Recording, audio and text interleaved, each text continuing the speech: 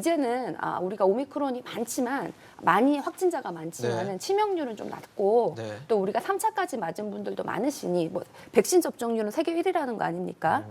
이 정도 되면은 우리가 뭐 3차 맞은 분들에 대해서는 조금 한시적으로 유예를 할 필요도 있지 않나. 네. 그래서 다양한 의견들이 오고 가고 있고 이재명 후보는 12시까지 그냥 시간을 늘려야 된다. 당선되면 그날 바로 하겠다라고 얘기를 하셨고 또 코로나 그 소상공인 보상에 대해서도 아까 말씀하셨는데 그 소상공인들이 지고 있는 그 과도한 빚도 국가가 좀 지원을 해주고 부담을 해줘야 네. 된다라는 얘기도 하셨고요. 또 소상공인에 대한 두터운 지원까지도 같이 얘기를 하셨습니다.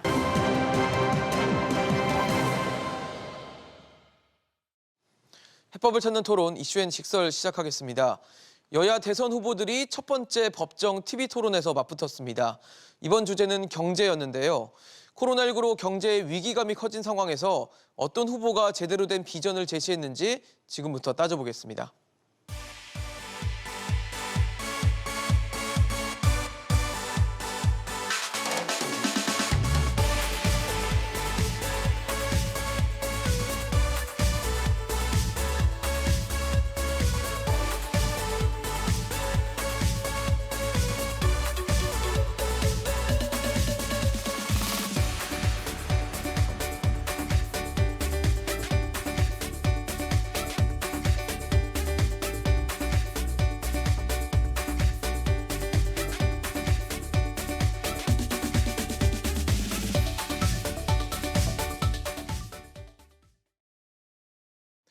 네, 오늘 함께해 주실 세 분 소개하겠습니다. 국민의힘 선대위 원희리 대변인, 더불어민주당 선대위 최지은 대변인, 정철진 경제평론가 나오셨습니다. 어서 오십시오. 안녕하세요. 네, 첫 번째 법정 TV 토론이 끝이 났습니다. 첫 번째 주제 경제였는데요. 아마 뭐 지금 양측 국민의힘과 민주당의 선대위 대변인께서 나와 계시니까 우리 후보 참 이런 부분에선 잘했다. 그리고 또 경쟁 후보지만 이런 부분 좋아 보이더라라는 부분들이 있을 것 같은데 좀 하나씩 꼽아주시면 좋겠습니다. 우리 후보요. 네, 우리 후보도 또 상대 후보도 잘한 점들이 있잖아요. 예. 저희가 이제 그 끝나고 난 다음에 이제 총평을 냈습니다. 누가 이 무너진 경제, 코로나 때문에 힘들어하는 서민들을 위해서 나라 경제를 되살릴 적임자가 누구인가를 평가할 수 있는 그런 토론이었으면 좋겠다. 역시 그렇게 됐다. 토론 보시고 시청자 여러분들, 국민 여러분들이 그런 평가 내려줬을 것이라고 생각을 합니다. 네. 이재명 후보 칭찬도 좀 하라고 그러시니까 네. 예.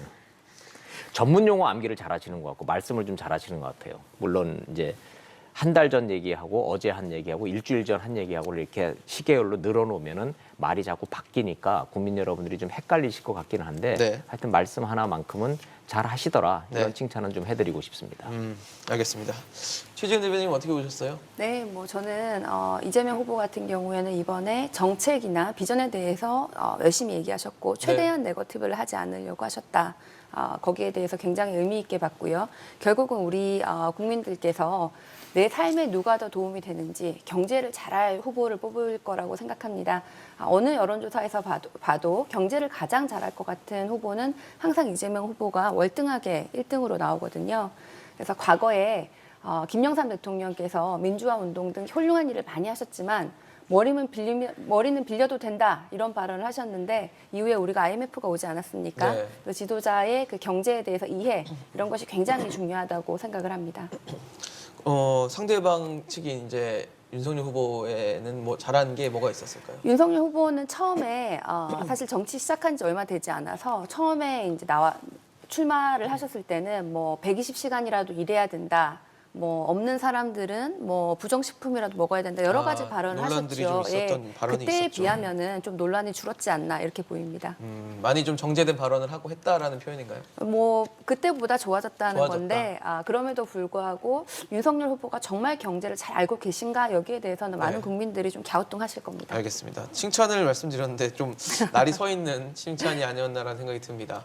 아마 지금 뭐 대선의 상황들을 좀 많이 보여주시는 발언이 아니었을까라는 생각이 드는데 평론가님 사실 중앙선관위가 한 첫 TV 토론 주제 경제였어요.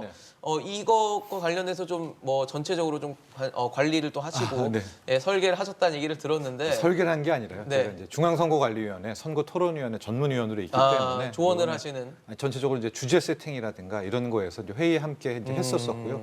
그래서 뭐 누구보다도 어제 관심을 좀 네, 크게 2시간 가지셨을 동안 것 받고 같아요. 끝나고도 한 번 더 리뷰를 했기 때문에 네. 아마 뭐 못지않게 두 번 못지않게 어제 2시간 동안은 제가 아주 잘 봤다 이렇게 말씀을 드리고 네, 좀 인상적인 어제- 네. 부분이 있으셨을 것 같아요. 그래도. 보통 이렇게 되면 이제 이재명, 윤석열, 이재명 후보의 날선 공방을 많이 생각할 네, 것 네. 같은데요. 물론 두 분이 어떤 접점, 붙은 부분도 있었는데 어제는 좀 특이하게도 이재명 심상정, 그렇죠. 윤석열, 안철수 후보가 이렇게 붙게 되는 그런 국면들이 많았었고요. 보였었어요. 예. 네. 뭐 가령 코로나19 대책하고 이제 두 번째가 경제 정책 방향 두 가지 주제로 갔었는데 코로나19 대책도 이 두 후보가 윤석열 이재명 후보의 날, 이재명 윤석열 후보의 날이 선 것도 있지만 신속성이라는 측면에서는 오히려 두 후보는 같았고요.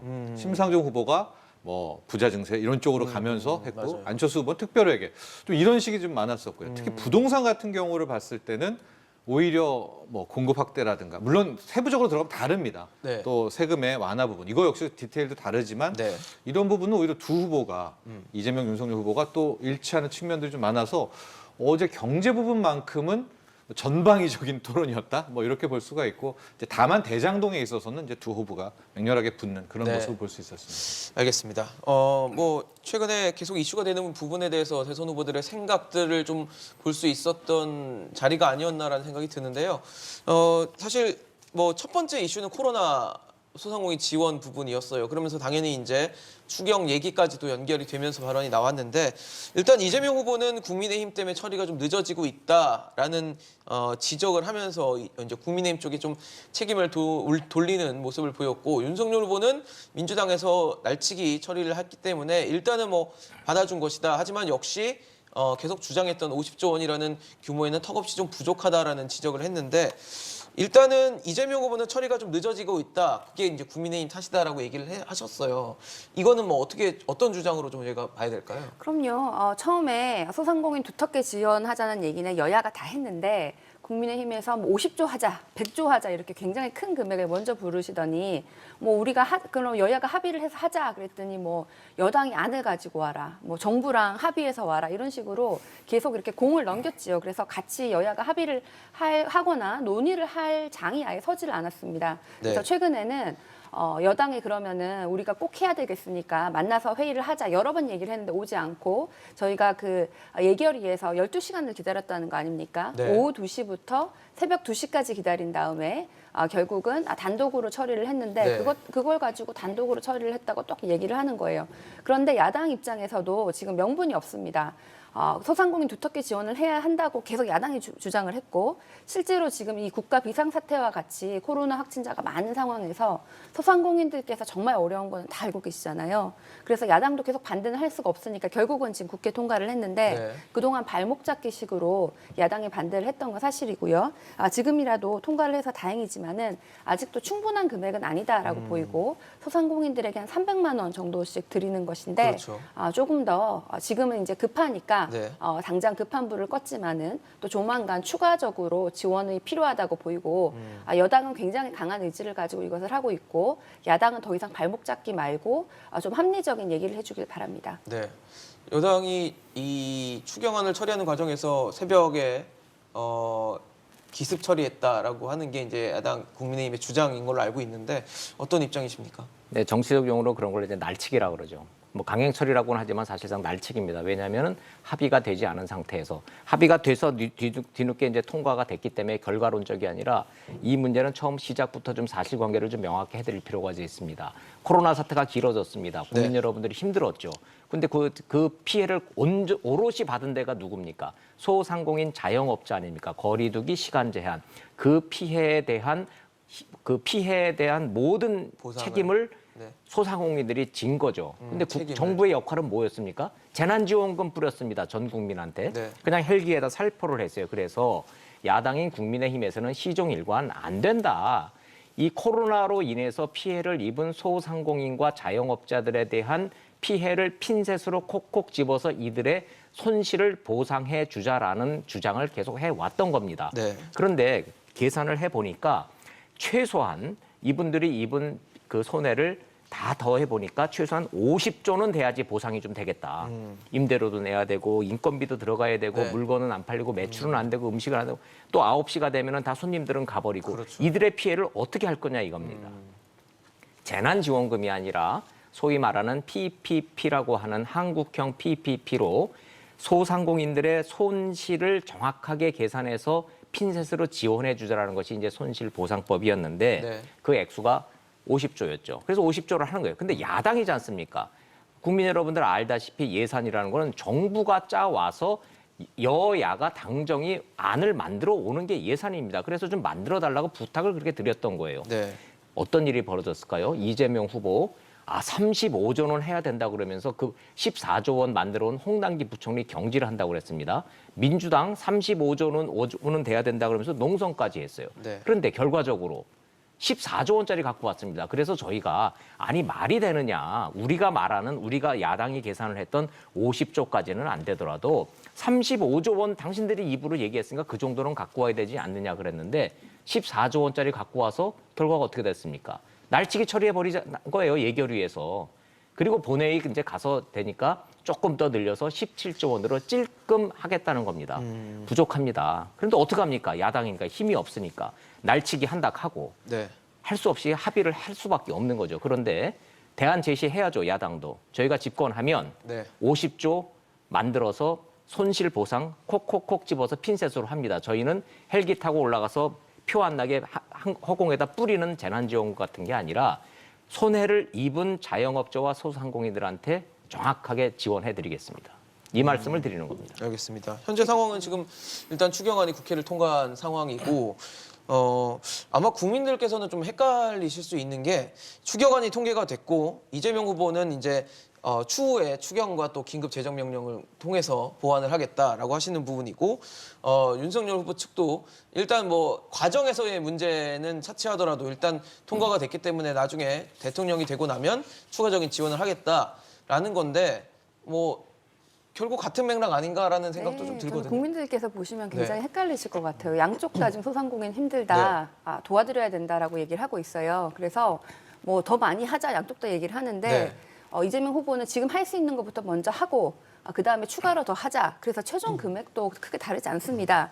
할 수 있는 것부터 하자. 그랬더니 야당이 왜 더 안 해? 그러고 도와주지 않고 여당을 탓하고 있는 거예요. 그러니까요. 그래서 이거 하고 더 하면 되잖아요. 그래서 저희는 지금 이것을 무조건 정치적으로 여당이 하니까 반대, 뭐 우리는 더 잘할 수 있어 이렇게 얘기만 하시는데 구체적으로 어떻게 더 잘할 것인지 그 대안을 내놓으셔야지 뭐 헬기가 아니라 정확하게 타겟팅을 하시겠다고 그러는데 아직 우리는 야당이 그런 것을 한 번이라도 한 실적을 알지를 못합니다. 그래서 실제로 이런 일을 해본 적이 있는지 그리고 어떤 방식으로 할 것인지 구체적인 안도 없이 무조건 반대 그러시면은 이유는 다 소상공인 도와야 된다. 더 많은 금액이 필요하다. 그런데 추경하자 그러면은 회의에 오지 않고 이러면 모순이 있는 것이죠. 이거는 통과된 것이고 앞으로 소상공인들에게 더 두텁게 지원해 주는 것은 지금 여야가 모두 합의를 한 만큼 누가 대통령이 되든 좀 빨리 추진할 필요가 있다고 보입니다. 사실 소상공인과 자영업자들이 보면은 그런 측면들이 있을 것 같아요. 나는 오늘 내일 하는데 국회에서 논쟁하고 싸우느라고 결국은 뭐 소상공인 위한답시고는 아무것도 안 하는 거 아니냐, 등한시하는 거 아니냐라는 불만이 있으실 수도 있을 것 같아요. 당연히 현재 있죠. 이 시간에도 피해를 보고 계시기 때문에. 물론이죠. 그래서 저희가 말 바꾸기를 좀 하지 말아달라는 거예요. 처음에 그래서 다 그냥 취지가 좋으니까 재난지원금으로 살포를 하는 것보다는 네. 진짜 피해를 입은 자영업자 소상공인들한테 콕콕 집어서 피해 네. 손실 보상을 해줘야 되겠다라고 합의가 이루어진 거거든요. 공감대가 형성이 된 거고 국민 여러분 들으시기에도 그 말이 맞아 이렇게 되는 거고 미국도 그런 식으로 했습니다. 네. 그래서 재난지원금보다는 손실 보상으로 가는 쪽으로 방향이 잡혔는데 자 그럼 얼마나 할 거냐. 저희가 50조 하는 거 야당이니까 그렇다 치자고요. 네. 정부 여당이 35조 원 얘기했었거든요, 처음에. 민주당 의원들 농성까지 했어요. 정부한테 만들어 오라고. 그 말 안 듣는다고 홍남기 부총리 경질하자고 소리까지 나왔던 게 민주당이었고 이재명 후보였었죠. 근데 네. 정작 통과한다고 법안을 만들어 온 거는 날치기를 하는데 14조 원짜리를 하니까 아니 35조 원도 부족하다고 하는데 왜 14조 원짜리를 갖고 와서 날치기 처리를 하려고 그러냐. 거기에 저희가 제동을 걸었던 거지. 그거 자체 하지 말자 한 적 없고요. 그거 하지 말자고 발목 잡은 적 없습니다. 왜 이만큼 한다고 약속했다가 말로는 그래놓고서는 정작 내올 때는 이만큼 내놓고서는 이게 전부 다라 그러니까 야당인 저희 입장에서는 아니 국민 여러분들이 이거 가지고는 손실 보상이 안 된다. 할 거면은 빨리 할 만큼 하자. 해야 된다. 두텁게 하자. 예, 그랬는데 가져온 안이 너무 적었습니다. 그래서 반대했습니다. 이 액수 갖고는 안 된다. 늘려야 된다. 그것 때문에 뭐 말을 안 듣고 야당이니까 힘이 없어서 여당이 거대 여당 그 의석수를 밀어붙여서 날치기 처리를 했기 때문에 더 이상 뭐 드릴 말씀은 없습니다만은 뭐 원칙은 명확합니다.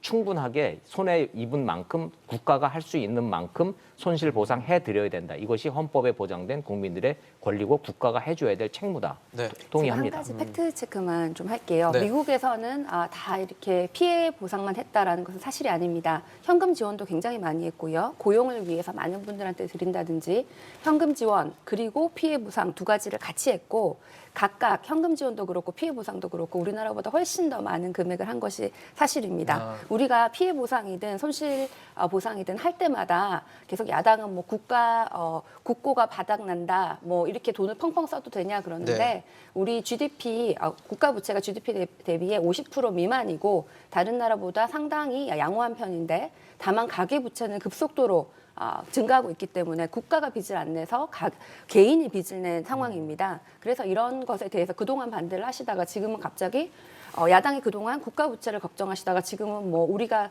하는 35조 너무 적다 왜 100조 안 하냐 50조 하냐 이렇게 얘기를 하는 것도 정말 말 바꾼 사람이 누구냐 지켜봐야 되고요. 다시 한번 말씀드리지만은 지금 16조 정도 17조 정도의 저희가 14조 플러스 알파로 17조 정도의 추경안 금액을 통과가 됐죠. 통과했고 네. 또 여기에서 이것이 1차일 뿐이고 이후에 또 추가로 하겠다는 것이죠. 지금부터 처음부터 100조 가져와라, 50조 가져와라 그렇게 해서 하는 것이 아니라 이걸 하고 더 하겠다는 건데 이거 할 때 12시간을 기다려도 회의에도 참석하지 않아 놓고 날치기 통과다 이렇게 하는 거는 우리 국민들께서 잘 판단하실 것이라고 보입니다. 네, 말씀을 주신 것처럼 당초에 정부안은 14조 원 규모였는데 결국 통과된 추경안은 16조 9천억 정도로 좀 늘어나긴 했습니다. 평론님, 사실 소상공인 자영업자들이 봤을 때는 이것도 부족할 거예요. 굉장히 힘든 시간을 너무 오랜 시간 지금 버티고 있기 때문에 참 상당히 부족할 수 있지만 그나마 좀 늘어나긴 했거든요. 어떻게 좀 바뀐 건가요? 그러니까 일단 손실 보상은 이제 다른 거고요. 이번에 네네. 방역 지원금이 나갔던 방역 그게 지원금이. 300만 원, 500만 원 논란이었는데 300만 원으로 되게 된 거고요. 네네. 플러스 알파 부분을 정확히 말씀드리면 이제 3조 2천억이 순증이 됐고 여기서 네. 예비비 3천억을 빼면서 결과적으로 순증액은 2조 9천억이 이제 되는 그런 건데요. 네. 어디가 더 지원이 되게 됐는가? 일단 보면 소외된 분들이 있어요. 가령 장부를 만들지 않고 간이 사업자라고 하죠. 이제 이런 분들은 구멍들이 있었죠. 그렇죠. 네. 이제 완전 사각지대에 지원 있기 못 때문에 받으신 분들. 그런 분들, 또 특수고용 노동자들, 우리가 특고라고 분들, 그다음에 뭐 법인 택시 기사 분들이라든가 이런 분들이 포함돼서 약 100여만 원, 뭐 150만 원 정도의 지원이 되고 최근에 뭐 PCR 검사를 이제 아무나 못 받잖아요. 그렇죠. 그러니까 자가 검사 신속 키트. 항원 검사나 근데 받고 그게 가야죠. 또 꽤 비쌉니다. 왜냐하면 이걸 한 번 하는 게 아니라 이제 계속 이제 해야 되거든요. 맞아요. 그래서 거기에 대한 비용들이 이번에 포함이 됐다라고 볼 수가 있겠고 아마 이제 어느 후보가 당선이 되던 그 후보의 큰 이제 하나의 결단과 숙제로 남아 있을 겁니다.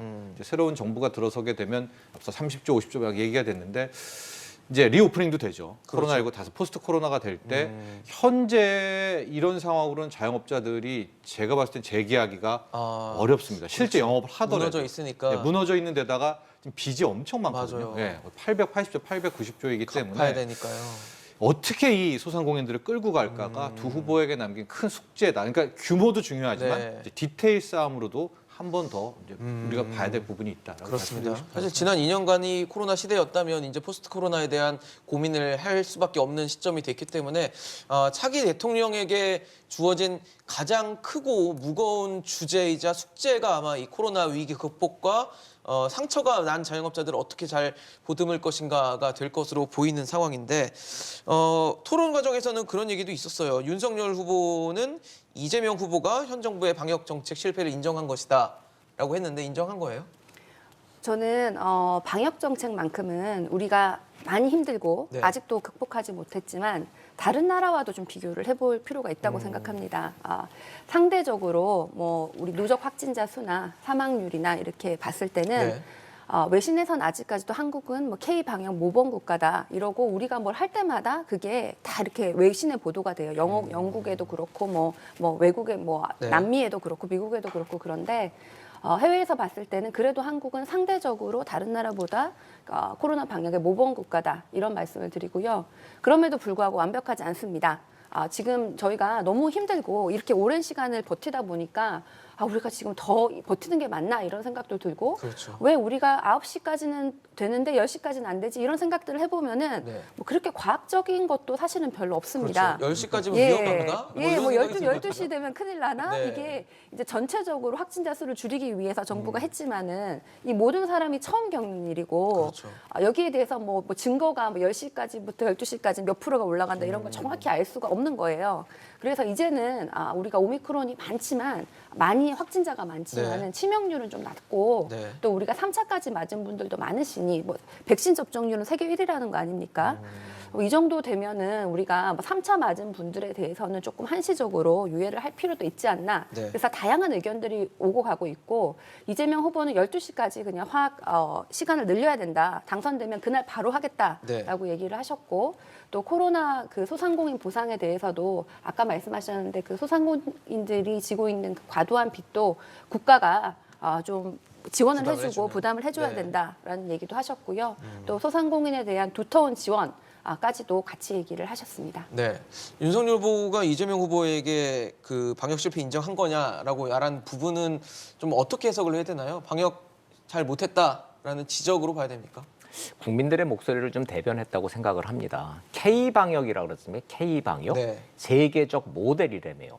K-방역의 성공으로 우리가 상대적으로 다른 나라에 비해서 사망자 숫자가 적고 네. 방역도 잘해서 잘 맞고 경제 피해도 가장 덜하다는 거 아닙니까? 요지는 국민 여러분 동의하십니까?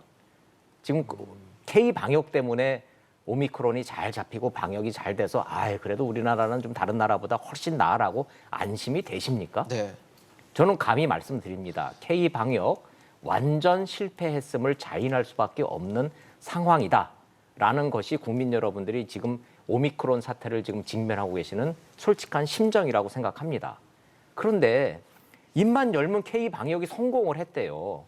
청와대도 그렇고 이재명 후보도 그렇고 민주당도 그렇고 K-방역이 성공을 했다 하니 국민들의 분노 게이지가 계속 올라갈 수밖에 없지 않느냐. 네. 그러니 성공한 게 있다면 딱 하나다. 대한민국 국민들이 정말로 성실하게 성의 있게 응해 주셨다. 네. 마스크 안 쓰고 다니는 국민이 있습니까?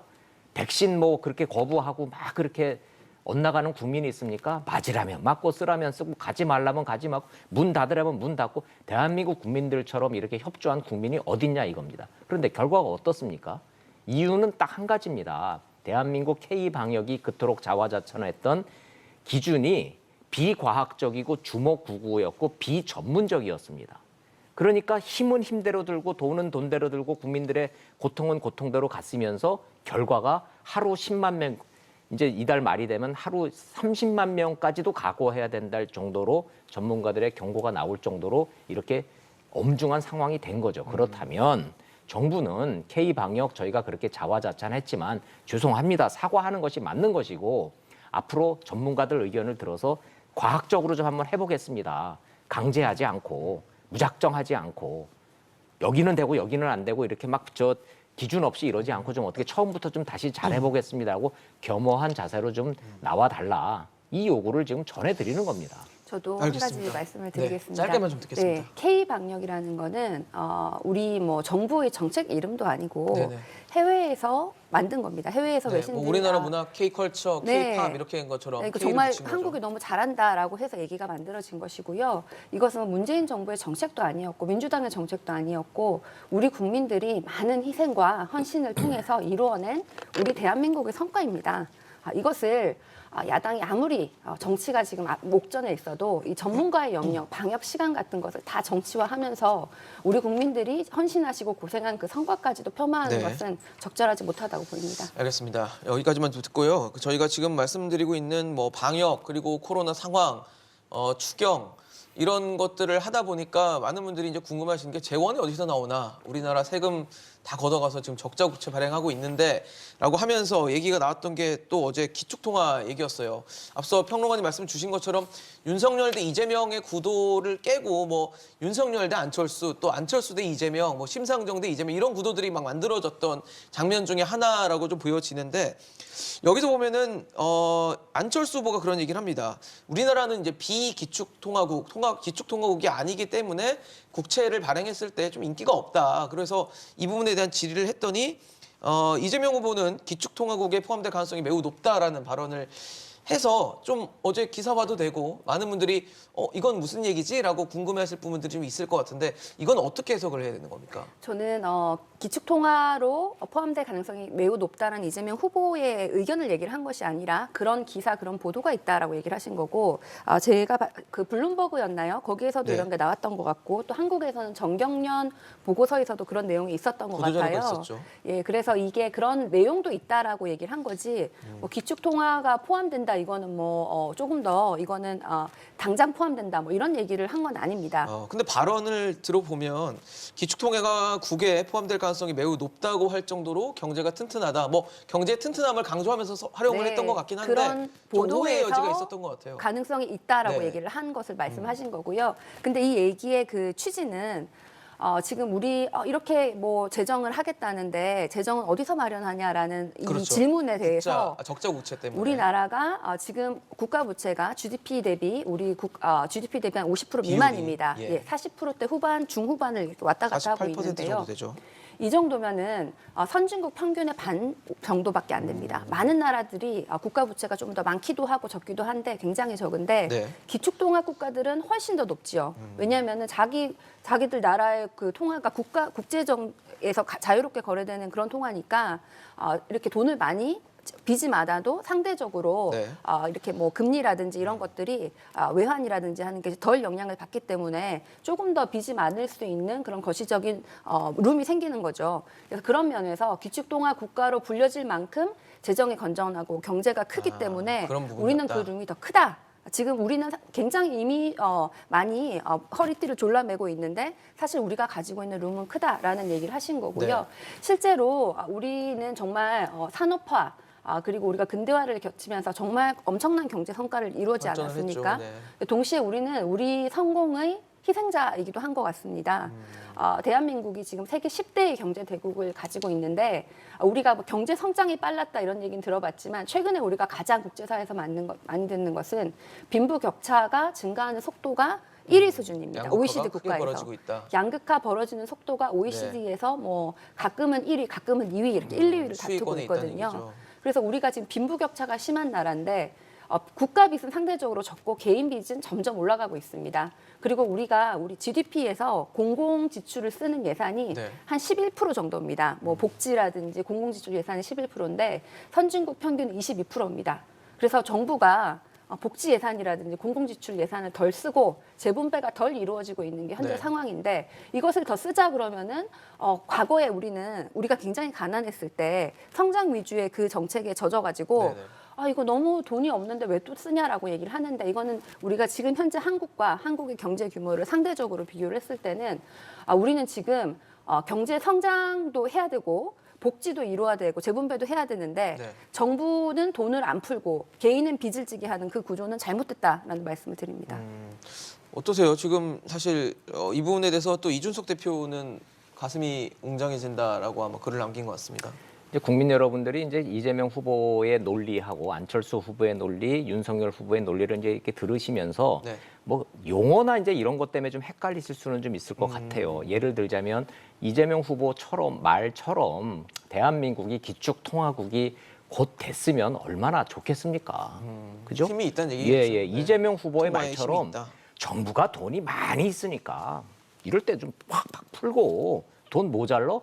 그럼 찍고 돈을 찍어내면은 인플레라든지 이런 기축통화국 어쩌고 곧 기축통화국 될 거니까 마음대로 저 부채도 발행하고 빚도 내고 돈도 찍어내고 곧 기축통화국도 될 거고 이런 근자감을 갖고 국민들이 대한민국에 돈이 많고 우리는 부자 나라니까 써야지라고 하면 얼마나 좋겠습니까? 네. 그런데 저희는 감히 그런 얘기를 못할 것 같아요. 예를 들자면 저는 경제 전문가는 아니지만 그냥 상식을 갖고 있는 사람으로서 대한민국이 기축통화국이다, 기축통화국이 곧 될 거다, 될 가능성이 높다, 저는 동의하지 않습니다. 기축통화국은 2차 세계대전 이후에 파운드화와 달러화를 갖고 있는 나라들이 기축통화국이고 정말로 전 세계의 통화의 기준이 되는 파운드나 달러를 갖고 있는 나라가 기축통화국인 거고 아마도 이재명 후보가 말하는 기축통화국의 개념은 흔히들 말하는 그냥 국제통화,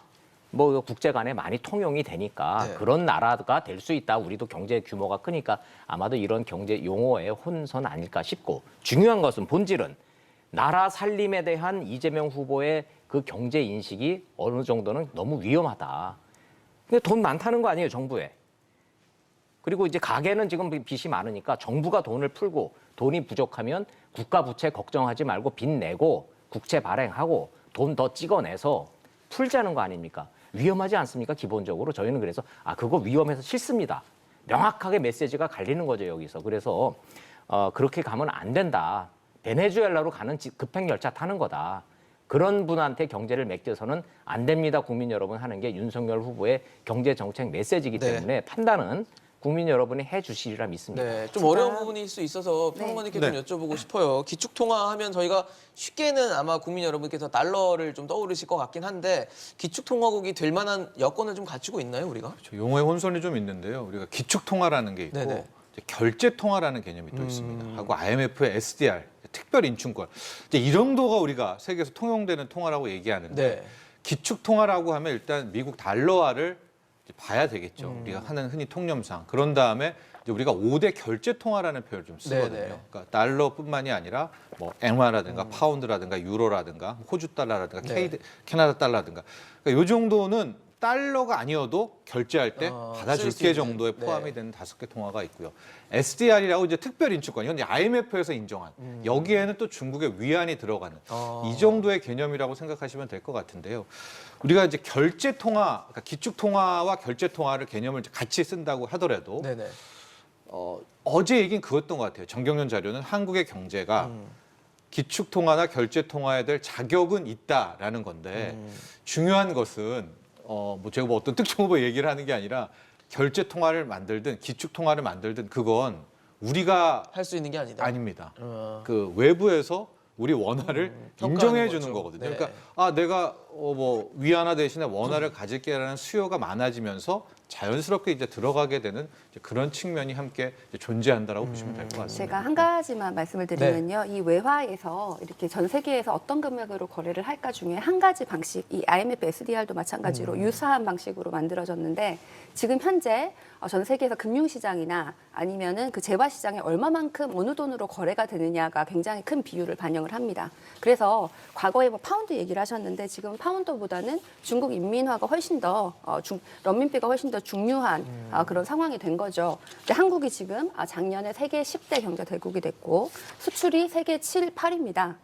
그 수출입 실적을 봤을 때는요. 그러니까 거기에 대해서 한국이 그러면 세계적으로 큰 경제 규모가 됐다는 얘기를 하시는 거예요. 이 기축통화 얘기를 우리가 얘기를 한 것이 아니고 이재명 후보가 한 것이 아니고 그렇게 얘기하는 기관과 해외 언론도 있다.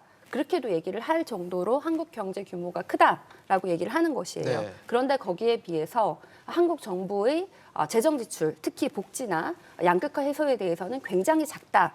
여기에 대한 얘기인데 이거를 가지고 이렇게 하다 보면 베네수엘라가 된다라고 얘기를 하는 거는 한국의 지금 현재 국격과 품격에 대한 모독입니다. 세계 10대 경제대국, 세계 7, 8위의 수출 국가에게 너 조금만 뭐 GDP에서 국민들에게 복지 지출을 하면 베네수엘라가 된다라고 하는 건 첫 번째로 우리가 그렇게 많이 복지 지출을 한 번도 해본 적도 없고 두 번째로 대한민국 경제가 베네수엘라와 같은 경제가 아니라 굉장히 앞서 있는 선진 경제로 가고 있고 과도기이거나 이미 네. 선진 경제가 됐는데 아마 전두환 시대에 살던 그 생각을 아직 버리지 못하고 경제 정책을 고수하시려는 것이 아닌가라는 의문입니다.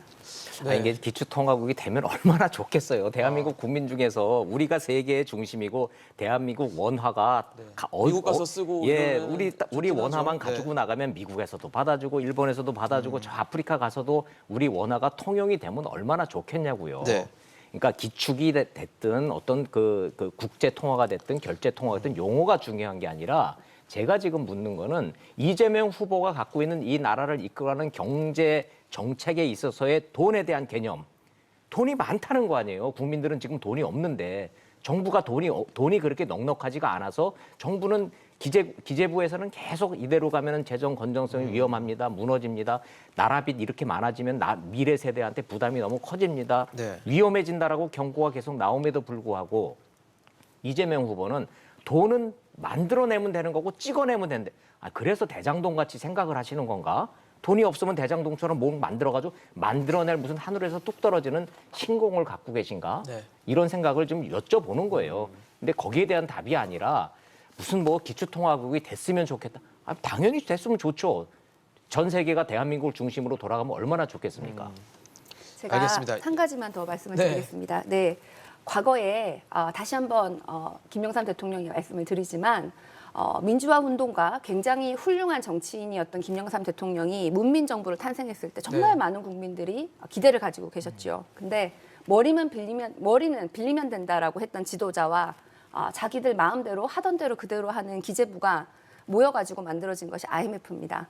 우리 많은 국민들께서 아직까지 그것을 기억하고 계실 텐데요. 경제를 모르는 윤석열 후보 그리고 기재부가 뭐 이렇게 얘기를 하더라. 이 조합이 앞으로 이 급변하는 이 세계 경제 시장에서 어떤 지금 이 주가도 폭락하고 있고 이자율은 올라가고 인플레이션도 보이고 포스트 코로나를 준비해야 되는 이 상황에서 네. 어떤 결과를 가져올까 생각을 하면은 굉장히 잠이 안 오는 상황입니다. 네, 뭐 시청자들과 또 유권자인 국민들이 판단을 할 부분이라고 생각이 듭니다.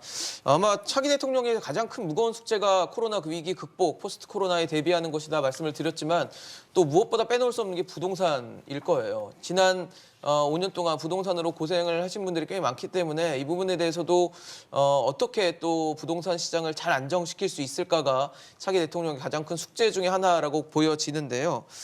평론가님, 지금 사실 집값 고점론, 하락론 있지 않습니까? 네. 지금 이 부분을 보고 계시는 유권자들의 생각은 참 복잡할 것 같아요. 지난 몇 년간을 오르는 걸 봤기 때문에. 그렇습니다. 아마 여기서부터 혼동은 좀 있을 것 같아요. 모든 대선 후보가 마찬가지일 것 같은데 왜냐하면 이 직전까지 대선 후보들의 정책은 집값 잡기, 그렇죠. 집값 안정화에 초점이 맞춰져 있는데 뭐 아직까지 집값이 뭐 급락한다, 폭락한다를 예단할 수는 없지만 이런 와중에 지금 미국부터 긴축으로 들어서게 되면서 그렇죠. 돈이 마르고 있거든요. 그러니까 이제 정책을 여기에서 이게 이제 소위 말해 연착륙 정책으로 바꿔야 되는데 아직까지 거기까지는 나가지 못한 것 같아요. 어떤 후보도요. 그래서 이렇게 어제 토론과 그동안에 나왔던 정책 공약집을 좀 보면 일단은 큰 틀에서의 궤는 네. 이재명, 윤석열, 이재명 후보가 공급 확대 또 뭐 규제 완화, 한 분은 뭐 일시적 완화, 뭐 단계적 완화, 대출 규제 완화도 다르지만은 이런 쪽으로 일단 궤를 같이 하고는 있습니다. 여기까지가 없었고 어제도 그런 부분에 있어서는 그렇게 디테일하게 붙지는 않았었던 것 그러니까요. 같아요. 전에 또 많은 접점들이 있었기 때문에. 다만 이제 어느 분이 대통령이 되더라도 이게 지금 집값을 안정시키는 것도 문제인데 이게 급락하는 것도 충격이 한국 될수 경제는 또 어마어마한 충격을 다가오게 됩니다. 네. 그렇기 때문에 그 점도 분명히 이제는 그 함께 속도를 어떻게 제어할 수 있느냐도 그렇습니다. 염두에 중요한... 둬야 될 그럴 대목이다. 네. 이게 지금 상황이 올라가는 그런 상황은 아니라고 보여지거든요. 과거처럼 급등하는 그러니까요. 상황들. 그런 점도 꼭 이번에 좀 반영이 돼야 될 것 같습니다. 사실 부동산 정책과 관련해서는 문재인 대통령도 몇 번의 사과를 할 정도로 좀 뼈아픈 지점이 되고 있는 상황인데 그러다 보니까 이재명 후보도 이제 진보의 금기를 깨겠다라면서 재개발, 재건축 규제 완화에 대해서 시사를 하고 있습니다. 뭐 일종의 문재인 정부와는 좀 거리두기, 뭐 선긋기 이렇게 봐야 되는 겁니까? 뭐 굳이 문재인 정부와 뭐 거리두기 이것을 떠나서 지금 우리가 부동산 값을 잡기 위해서는 네. 수요 부분하고 공급 부분을 같이 조절을 해야 되는데 공급을 확 늘리고 싶어도 자리가 없지 않습니까? 그러니까 그러니까요. 땅이 계속 나오는 게 아니고 한정되어 있고 또 우리 국민들께서는 일부 지역에 살고 싶어 하시지 또 멀리 가기 싫어하시고 뭐 선호한 지역들이 있죠. 그렇죠. 역에 가깝다든지 뭐 일자리에 가깝다든지. 근데 그런 곳은 이미 건물이 있어요. 그래서 재건축, 재개발을 완화하지 않으면은 그 약속했던 공급을 확대하기가 하기 힘들다. 쉽지가 않은 상황입니다. 어느 후보든지. 네, 310만 호죠 지금 목표가. 예, 311만 호로 알고 있습니다. 311만 호. 윤석열 후보는 250만 호를 일단 네. 공약을 한 상황인데 어떻게 보세요? 이재명 후보 일단 지금 기존의 흐름과는 조금 변화가 보이는 부분이 아닌가 싶은데 어떻게 보십니까? 이게 부동산 얘기만 나오면은 제가 대변인으로서 제가 이제 국민 여러분께 죄송한 거는 이게 구체적으로 들어가서 이거는 저거고 저거는 저거를 이렇게 조목조목 설명할 만한 전문 지식이 없습니다. 제가 그래서 TV 토론을 이렇게 보면서 두 후보도 부동산 전문가가 아니기 때문에 전문가들이 만들어준 자료를 가지고 개념을 설명하는 거예요. 그래서 저도 좀 이 자리에서는 국민 여러분들한테 두 후보가 가지고 있는 이 부동산 정책의 기본 인식, 네. 생각, 예. 방향 이게 더 훨씬 더 중요하다는 겁니다. 솔직히 말씀을 드려서 윤석열 후보가 250만 호를 공약으로 내놨고요. 이재명 후보가 311만 호를 공약으로 내놨습니다. 네. 아니 숫자를 가지고 와 닿으십니까? 중요한 건 내 집이 필요한 거죠. 국민들한테는 250만 호가 됐든 311만 호가 됐든 내 집이 있는 게 필요한 거고 내가 살 곳이 중요한 거지 숫자는 국민들한테는 중요하지 않은 겁니다. 그래서 제가 개념을 말씀을 드리면 큰 차이가 있어요. 윤석열 후보의 250만 호 그 공급은 네. 민간이 줍니다. 200만 호고 나머지 임대가 50만 호입니다. 개념은 국민들이 원하는 곳에서 국민들이 원하는 집을 공급해 주는 게 정부의 역할이라는 거예요. 반면에 이재명 후보의 그 공약을 이렇게 311만 들여다봤더니 311만 호 중에 140만 호가 기본주택이고 임대주택이랍니다. 그러니까 정부가 주도해서 특정 국민들한테 특정 집을 제공을 해주고 당신들은 여기서만 살아라는 개념으로 저희는 이해합니다. 그래서 그런 제도 안 되겠다는 거예요. 국민들이 원하는 곳에서 사회에 진입하는 청년들은 임대주택을 제공해 주는 거고 나이가 지나서 결혼해서 애를 낳으면은 더 넓은 평수로 내 집을 갖고 싶어하는 게 국민들이 원하는 것이다. 그러면 해드려야죠. 내 집 갖는데 돈이 없어요. 네. 대출해드려야죠. 이런 정책으로 가는 것이 정상적인 부동산 정책인 것이지 정부가 해야 할 집값이 올라? 세금 때려넣어. 세금으로 눌러. 이거는 아니라는 거죠. 그래서 부동산으로는 불로소득을 허용치 않겠다라는 이재명 후보의 기본 인식 자체가 부동산 문제를 해결할 수 없다. 우리는 국민들이 원하는 방식으로 이 문제를 해결해 줘야 되겠다라는 것이 250만 호 공급, 그중에 200만 원은 민간이 어떻게 대출 본인들의 여력에 맞게끔 풀어줘서 연착륙시켜야 된다. 그것이 집값을 급등하는 것도 막지만 집값이 급락하는 것도 막는 방법이다. 이런 개념을 좀 설명을 드리는 겁니다. 네. 기본주택 뭐 이런 것들 임대주택이 국민의 눈높이에 맞지 않을 수 있다라는 얘기를 해주시는 것 같거든요. 이재명 후보가 말하는 기본주택은 공공임대긴 한데 중산층도 살고 싶어하는 뭐 역세권 30평형 이런 네. 것을 포함하는 것입니다. 질적인 부분도 좀 그럼요. 맞겠다라는 평수도 거군요. 늘리고 위치도 좋고 그리고 이 기본주택이라는 것이 공공임대의 한 형식인데 네. 그 형식을 좀 더 다양화하는 것입니다. 어떤 경우에는 건축의 경우에는 사는데 뭐 토지는 빌린다든지 네.